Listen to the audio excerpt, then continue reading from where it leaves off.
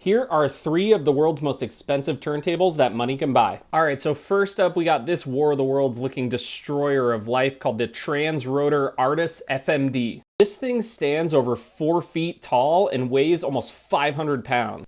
It's got solid aluminum construction and something called cardanic suspension, which basically means the platter sits upon a gimbal type apparatus to keep it, vibration free. For all of this is going to run you a measly $150,000 US.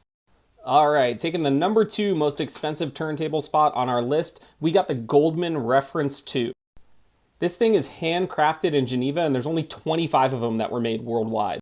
This thing has a motor that's shielded by over 30 pounds of brass and wiring that's insulated by Teflon and a liquid nitrogen rectified belt.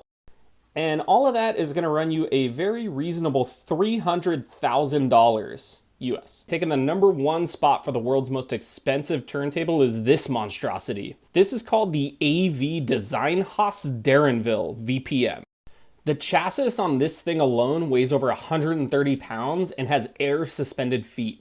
The plate on this thing alone weighs over 45 pounds and uses neodyne magnetic discs, which measure pulse at over 24,000 times per revolution. The turntable is controlled by 2 microprocessors and a touchscreen remote on that side there, where you can actually view an HD camera that's pointed towards the cartridge that's there so you can make sure that everything is set up and calibrated correctly. This turntable even has an Ethernet connection so you can update the firmware over the internet. So what might all of this run you, you might be asking yourself?